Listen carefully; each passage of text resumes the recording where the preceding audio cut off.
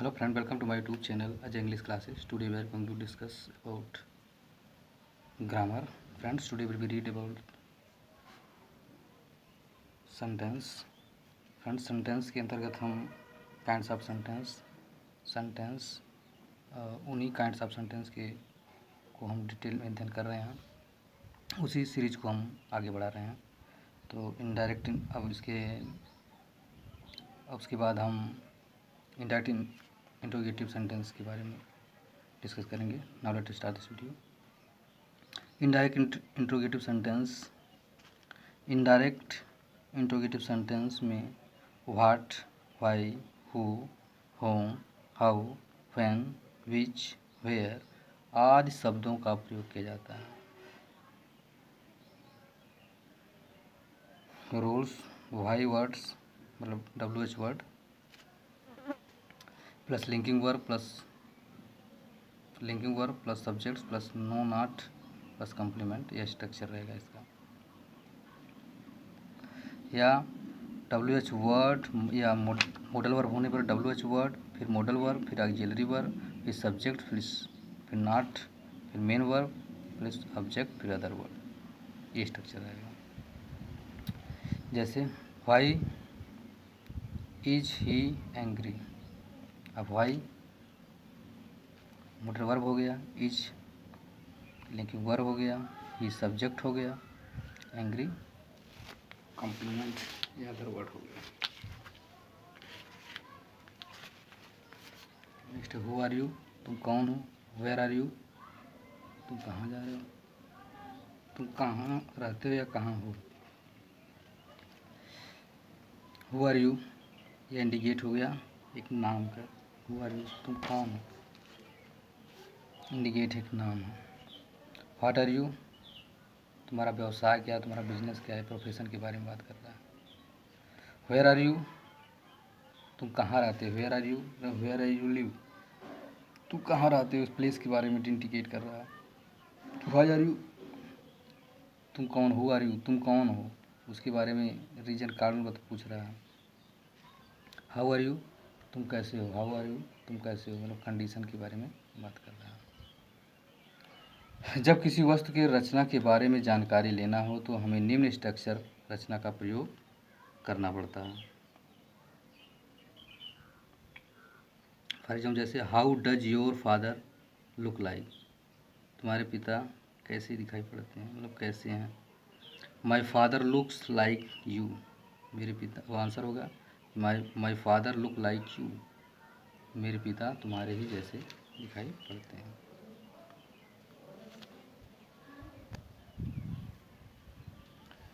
इसमें कुछ इनडायरेक्ट इंट्रोगेटिव्स ऐसे बनते हैं जिनमें सब्जेक्ट का प्रयोग नहीं किया जाता. जैसे इसका स्ट्रक्चर पर देखें, who plus main verb plus subject. जैसे हु चीटेड यू, तुम्हें किसने धोखा दिया. हु अब्यूज यू, तुम्हें कौन गाली दिया. हु इन्फॉर्म यू, तुम किसे इन्फॉर्म कर रहे हो. हु टोल्ड यू, तुम्हें किसने बताया.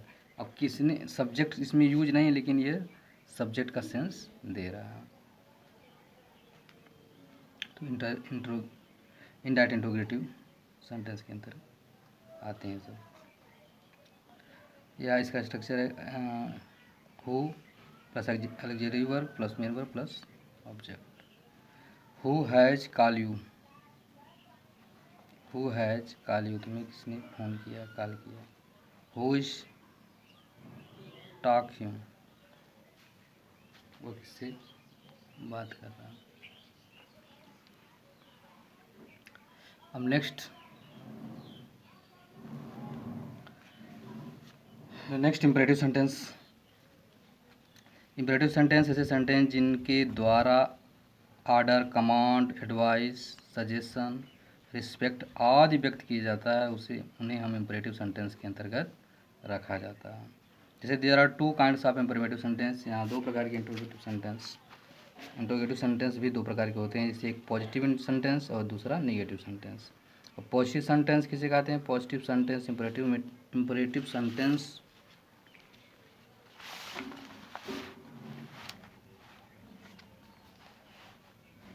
इम्परेटिव सेंटेंस में किसी कार्य को करने के लिए ऑर्डर, एडवाइस, सजेशन, रिस्पेक्ट आदि दिया जाता है, उसे पॉजिटिव सेंटेंस कहा जाता है। इसे जैसे रूल्स देखेंगे, main verb plus objects plus other word, जैसे go there, for example go there, come here, go there वहाँ जाओ, कम हेयर यहाँ आओ, हेल्प मी मेरी सहायता करो, टॉक मी उनसे बात करो, to work hard, write a book, go to Delhi, cook food, show the pictures, open the window, खिड़की खोलो, ओपन द डोर दरवाज़ा खोलो, शट द डोर दरवाज़ा बंद करो, स्लीप हिम सुला दो उसे सुला दो, गो एंड डांस जाओ और डांस करो, ड्रिंक मिल्क दूध P low, look the picture तस्वीर को देखो, स्पीक द ट्रूथ सच बोलो, रेड रीड द बुक किताब पढ़ो, read the constitution it is most important fact, read the constitution का संविधान को पढ़ो, गो आउट बाहर जाओ। ये सब पॉजिटिव सेंटेंस की एग्जांपल हैं। अब नेक्स्ट यूज की बात करें तो negative imperative sentence. Imperative sentence के अंतर्गत नेगेटिव सेंटेंस कैसे बनाए जाते हैं। नेगेटिव इम्परेटिव सेंटेंस के द्वारा हम किसी कार्य को न करने की सलाह, आदेश, आज्ञा, प्रार्थना, निवेदन करते हैं। नेगेटिव इम्परेटिव सेंटेंस के द्वारा हम किसी कार्य को न करने की सलाह, आदेश, आज्ञा, प्रार्थना, निवेदन करते हैं। जैसे इसका स्ट्रक्चर है डू नॉट या डोंट, फिर निवर, फिर प्लस मेन वर्ब, फिर सब्जेक्ट प्लस अदर वर्ड। जैसे डू नॉट गो देयर, वहाँ मत जाओ, डू नॉट गो देयर वहाँ मत जाओ। आदेश डोंट वरी, चिंता मत करो, सांत्वना। डोंट टेल ए लाई, झूठ मत बोलो।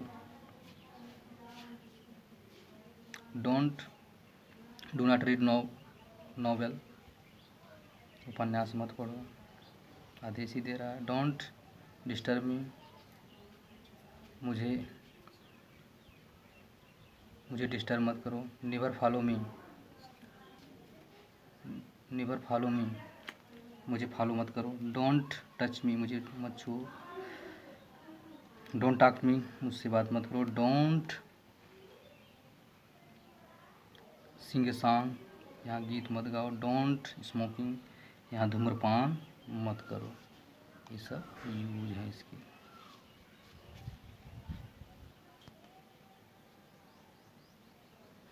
अब use of late.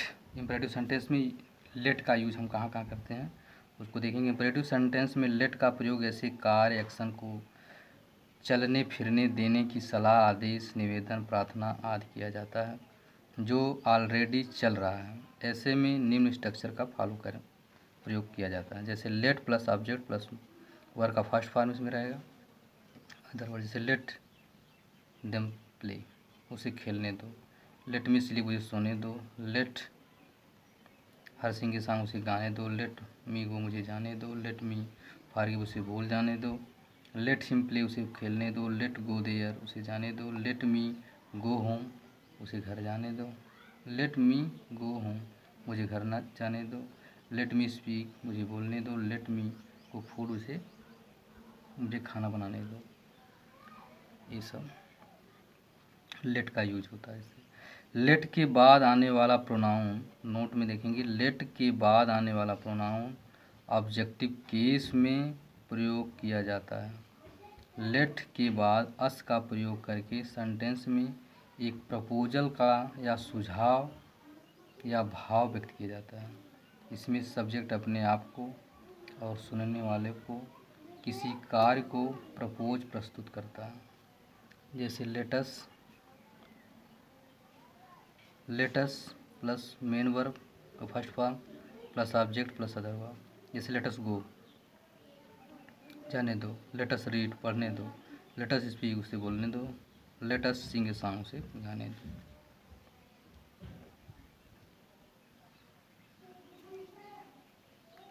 Late us go there, let us watch television, उसे टीवी देखने दो। Let us go to market, उसे बाजार जाने दो। लेट अस प्ले, उसे खेलने दो। लेट अस लाफ, उसे हंसने दो। लेट अस कुक फूड, उसे खाना बनाने दो। अब देखें, नेक्स्ट देखेंगे use of get in imperative sentence. Use of get, अब गेट का यूज कहाँ कैसे करेंगे इम्परेटिव सेंटेंस के अंतर्गत।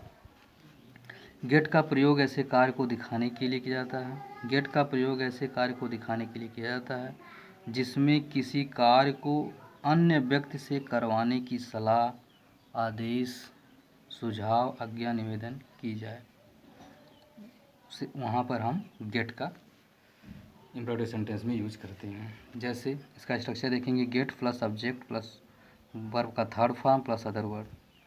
जैसे for example, get my shoes polish. अब यहाँ किसी के द्वारा हम काम करवा रहे हैं, मतलब get my polish, shoes polish, मेरा जूता जो है पॉलिश कर दो।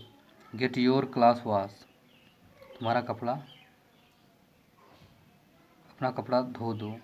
गेट योर होम पेंटेड, घर को पेंट कर दो। तो ये हम किसी दूसरे व्यक्ति से किसी कार्य को करवा रहे हैं तो वहाँ पे हम यूज करेंगे गेट का। Okay, understand now. Next, get my book binded, मेरी बुक जो बाइंडेड कर दो या फोल्ड कर दो। तो उसे वहाँ पे हम एक कार्य जो किसी अन्य के द्वारा हम करवा रहे हैं तो वहाँ पे हम गेट का यूज करेंगे। गेट माई हैंड्स वॉश, मेरा हाथ धुला दो। गेट माई वर्क कंप्लीटेड, मेरा कार्य जो पूरा करवा दो। Get him milk drunk, get her my solve, get my wisdom opened. Imperative sentence में प्लीज़ और काइंडली लगाकर रिक्वेस्ट व्यक्त किया जा सकता है। इम्परेटिव सेंटेंस में भी प्लीज़ या काइंडली लगाकर हम रिक्वेस्ट व्यक्त कर सकते हैं।